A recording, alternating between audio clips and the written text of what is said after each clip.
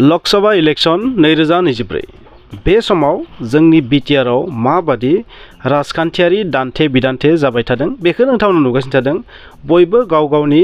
Facebook इउट्यूब बायदिसिना social मिडियानि थ्रुयै गोबां मानसिया गोबां बाथ्रा बुंगासिनो थानायखौ जों नुनो मोन्दों। आरो बेवहाय जोङो साब्रैसो मानसिनि नामखौ खोनागासिनो थादों। दुर्गादास बर', दिलीप सयकिया, खाम्फा बरगयारी, पृथ्वीराज नारायण देबमेस, जयन्त बसुमतारी, गर्जन मोसाहारी। बे माखासे नामफोरखौ नोंथांमोना खोनागासिनो थादों। बिसोरनि मादाव सोर देरहागोन, सोर देरहानो हागौ, सोर गाज्रि जेननो हागौ बेखौथ' थिग बुंनो हानाय जायाखै। नाथाय सोर मा रल लागोन बेनि सायाव गोबां दान्थे बिदान्थे आरो माखासे सुबुंफोरा गुबुन गुबुन पार्टिखौ सापर्ट खालामग्रा सुबुंफोरा गाव गाव दान्थे बिदान्थे जानायखौ नुनो मोनदों। नाथाय आंनि बुंनो गोनाङा जाहैबाय थारैनो बै जि दान्थे बिदान्थे ना राजखान्थि बा इलेक्शननि समाव बै जि दान्थे बिदान्थे जायो बै दान्थे बिदान्थेफोरा माबाफोर ओंथि दं जानो बे साननो गोनां। आंनि नोजोराव ओंथिबो दङ गैया बायदि। मानोना बे दान्थे बिदान्थेनि थ्रुयै जायफोरा गावसोरनि भटार्सफोरनि गोसोखौ बोनो हागोन, जाय मानसिफोरा कनभिन्स खालामनो हागोन, फोथायहोनो हागोन जे आमुक लिडारा सबसे बेस्ट मोजांसिन बे खामानि मावगोन, बैबादि जायफोरा गोसोखौ बोनो हागोन जायखिजाया रोखोमै साम दाम दन्द भेद जि बुङो ना संस्कृतआव, माने बोलोजों हाया सोलोजों हाया जायजों आरो जाय मोनसे राहाजों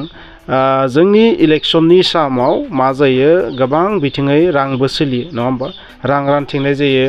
गोबां मानसिफोरखौ बेबायदि खायसे खायसेथ' जों मोनसे समाव नुदोंमोन जौ दौनानैबो मानसिफोरनि गोसोखौ फिदिङो। बांसिनखौनो रांजों बायो, एसे रां रुफा मोनबानो गोसोआ गिदिं नालाय मानसिफोरनि, बेबायदियावबो माने भट होयो। आरो माखासेया जाहैबाय मा ओरैबायदि स्लिपार सेलफोर थायो, माने ओरैबायदि माने मा होनो आइटि सेल, ओरैबायदि माखासे आइटि सेल थायो। बै आइटि सेलफोरनि थ्रुयै मा खालामो मानसिफोरनि गोसोखौ फिदिङो। ससियेल मिडियानि थ्रुयैनो जा गुबुन गुबुन रोखोमैनो जा बहाबा मिटिं खालामनानै जा बा गामि गामि बै गिदिंथिंनानै माखासे सरकारनि मोजां मोजां खामानि मावनायफोरखौ फोरमायनानैनो जा बा लोंग्राफोरनो जौ लोंग्राफोरनो माने जौ दौनानै जा, एबा जायफोर एरियानि मेन मानसि बै मेन मानसिफोरखौ बायनानै माने रांनि लब होनानै बा रां होनानै बायनानै बेबायदि मा खालामो बिनि सापर्टनि मानसिफोरखौ लानानै फैयो। बेबायदि जानायखौ नोंथांमोना गासैबो मिथियाबो जानो हागोन, नाथाय राजखान्थियावथ' बेनो सोलियो। दा मा सोलिगोन बे राजखान्थिनि समाव मा जाथाय सोलिगोन नोंथांमोननो मोनसे आइडिया होनो आं नाजादों बे भिडिअनि थ्रुयै। आरो नोंथांमोना बेखौ बुंगोन बेवहाय खिन्थु बे बाराव पृथ्वीराज नारायण देबमेसआबो इसे एला भटखौ सोखावनो हागौ, इसे एला माने बियो गावनि सापर्टआव मानसिफोरखौ लानानै थांनो हागौ। आरो बिनि अनगायैबो खाम्फा बरगयारी बिथाङा खिन्थु एसे दुरबल पजिशनाव दङ होननानै आं बुंगोन। मानोना बिथाङा एमसिएलएआव जेनदोंमोन आरो बे जेननायनि साइड इफेक्टआ बिथांनियाव एसेबाबो थागोन जानो हागौ। बेखौ गोबां मानसिया बिथांखौ मोजां मोनाबो जानो हागौ, बिनिखायसो बे जेनदोंमोन। स' बे मोनसे डिसएडभान्टेज थाबाय बिनाव। आरो बिनि सायाव माखासे केरेक्टारनि गुलि गावनो नागिरदों, माने केरेक्टार लुसनि गुलिखौ गावगासिनो थादों। इउपिपिएलनि माखासे दैदेनगिरिफ्रा बिनि सायाव केरेक्टारनि गुलिखौ गावगासिनो थादों। स' बेखौ केरेक्टार लुस होनानै दिन्थिनो नागिरदों। ओरैहाय बिपिएफआबो माने जयन्त बसुमतारीखौ मा केरेक्टार गैया बेबायदि बा बायदिसिना रोखोमै नाजादों आरो। नाथाय बेवहाय बांसिन जों नुनो मोन्दों खाम्फा बरगयारी बिथांनियाव केरेक्टारनि सायाव जि फोनलानाय बे फोनलानायखौ बांसिन देरहासारनाय बायदिखौ आं नुहुरदों। ओरैहाय दुर्गादास बर'नि सायाव मोनसे खोलैदों, बे मा एन्टि ट्राइबेल एन्टि बर'नि हेंथा खामानि मावग्रा बेबायदि बेखौ श' खालामनो नागिरदों। स' बायदिसिना रोखोमनि आरो माखासे डायलग नोंथांमोना खोनादों आमुकनि फेक्टर नङा। स' बिपिएफआ फेक्टरानो नङा दरं उदालगुरियाव, बा रावबो अपोजिसना फेक्टरानो नङा। दानि जि लकसभा इलेक्शन बिटिआरआव जानाय मोननै समस्तिनि जि लकसभा इलेक्शन बेयाव बिपिएफआ बा पृथ्वीराज नारायण देबमेस बेबायदि जेसेबां जि दं बिसोरो फेक्टरानो नङा। स' बे जि सेन्टेन्स फेक्टरानो नङा बेबो मोनसे रोखोमनि साइक'लजिकेल वारफेयारानो होननांसिगोन आं बेखौ। स' बेबायदि बे रोखोमनि गोबां दान्थे बिदान्थे नोंथांमोना नुगासिनो थादों, बेफोरबो सोलियो। माने ओरैबायदि रोखोमै इलेक्शनखौ गेलेयोना पलिटिकेल लिडारफोरा, जे मानसिनि गोसोखौ माबायदि गावनि गोसोथिं बोनो हागोन। पाब्लिक अपिनियना सोरनिथिं जाना दङ बेखौ टेस्टिं नायनो थाखायनो बे माखासेखौ खालामो आरो। स'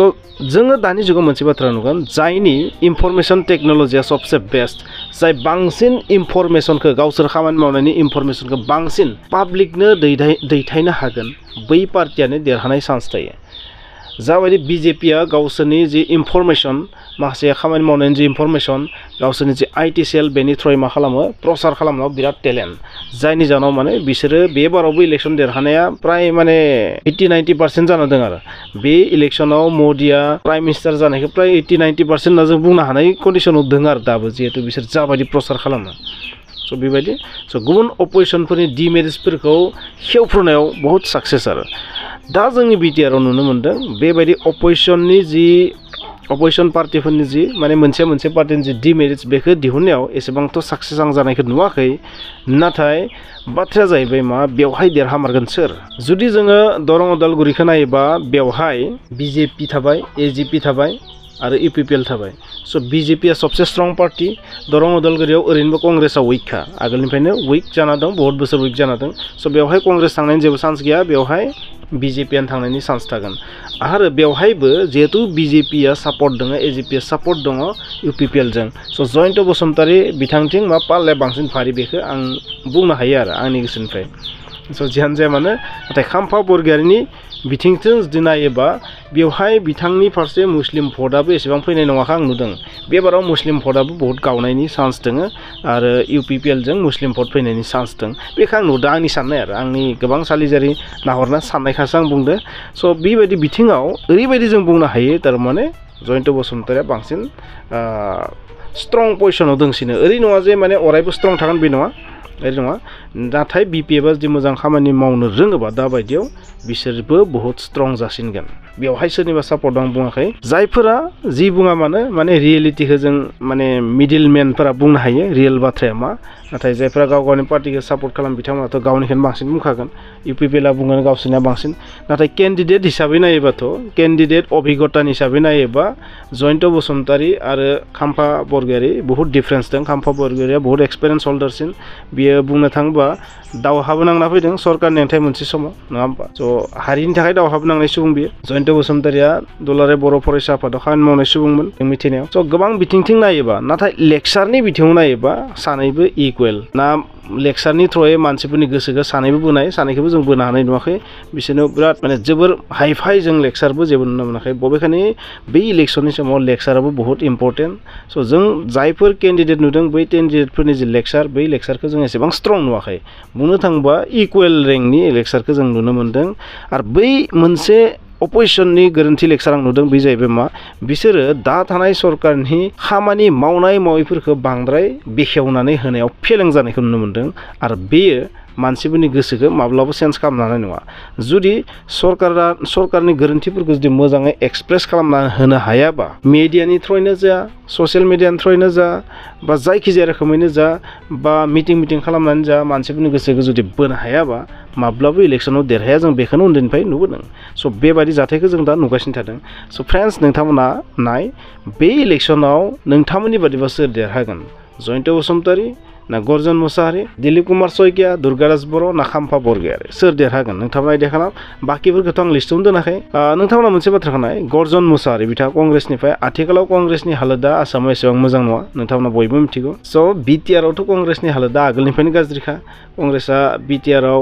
बहुत बोसोर जाबाय निश्चय इलेक्सन देरहायाखैनोखा स' बे हिसाबै नायोबा जोङो गर्जन मुसाहारिखौबो जोङो मा लिस्टनिफ्राय बार खालामजायो आरो स' बेबायदियाव थाहैबाय जयन्तजों टक्कराव थाहैगोन मात्र खाम्फायाल' थाबाय थागोन नाथाय खाम्फानि लास्ट जि रेकर्ड बियो जोबोर गाज्रि एमसिएलएआव बियो जेनदों स' बेबायदि बिथिङाव जिहेतु केरेक्टारनिबो बाथ्रा फैबाय केरेक्टार वार मानोना जोंनि मानसिफोरा मा खालामो सभाब गाज्रि होनोबा बे मानसिखौ माब्लाबाबो माने गाज्रिखा होननानै फोथायना लायो माने अरायनि थाखाय आरो बेबायदि स' बेबायदि केरेक्टारनिखौ नायनानैबो गोबां मानसिया भट होनाय नङा बिथांनो आरो गोबां समफोराव बियो पावाराव थानाय समाव बिनि माखासे आखल आखुजों गोबां मानसिया मोगा मोगि जाखानाय नङा होमबा बै मोगा मोगि जानायफोराव जानो हागौ माबा मोनसे दुखु मोनदों खोमा बै दुखु मोननायानो दाबो खालामना दं आरो बैफोरखौनो दा मानसिफ्रा चान्स मोननायाव मा जादों मिडियाफोराव फैनानै बुङो बियो ओरै अख्रा माथो आदा दायगिरि बायदिसिना नङा होमबा मानोना सौग्रुनानै मोननाय आरो साख्रि मावग्रा बिथांमोनाथ' बेजों फेस जादों गोबां समाव नोंथांमोना बयबो मिथिगौ स' बै बादि मानसिफोरानो दा मा खालामदों बिनि केरेक्टारखौ मा खालामदों एक्सप्लेन खालामनायाव हेफाजाब होदों आरो इउपिपिएलखौ बेबायदि बुंगोन स' नोंथांमोना थारैनो मिथिबाय गोबां रोखोमनि दावहा जायो राजखान्थिनि समाव केरेक्टार वार जायो खामानि मावनायखौ लानानै जायो आरो गावखौनो बारा बुंना लानाय जायो आरो इनफरमेशन टेक्न'लजिनि हेफाजाब मा खालामो मानसिफोरनि गोसोखौ खावनो नागिरनाय जायो फैसा रानथिंनानै मानसिफोरनि गोसोखौ खावनो नागिरो आरो मोनफा एरियानि मेन मानसिखौ जाय मानसिखौ बयबो मानियो बेबायदि मानसिफोरखौ गावनि आखायाव लानो नागिरो बेबायदि पलिटिक्सआ सोलिखायो बे समाव आरो एग्जिट पलआ अबयसे मा बुङो बेखौ नोंथांमोना माब्लाबा फोथायजोबनाङा एग्जिट पलआ माब्लाबा गोरोन्थिबो जायो एग्जिट पलआ माब्लाबा कारेक्ट जाजोबा बे एग्जिट पल जिहेतु दा खालामबाय थादों पार्टिफोरा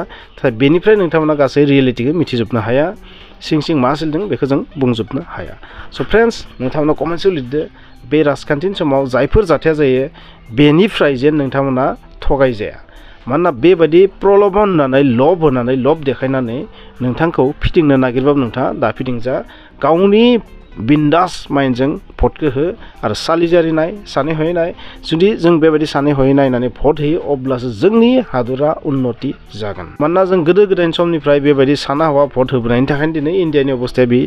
अबस्था जाना दङ दिनैसिम नांगौसेबां डेभेलप जानो हायाखै स' आं बेखौनो बुंबाय नोंथांमोना बे भिडिअनि गेजेरजों जेबोथ' रोसि मोनाखै आं मिथिदो बे भिडिअनि गेजेरजों नोंथांमोना जेबो निउसबो मोनाखै जे बे मोनसे रोखोमनि मरेल टाइपनि भिडिअ आरो बे भिडिअनि थ्रुयै नोंथांमोना पलिटिक्सनि माबा मोनसे आइडिया मोन्थों होननासो आं बे भिडिअखौ लाबोदों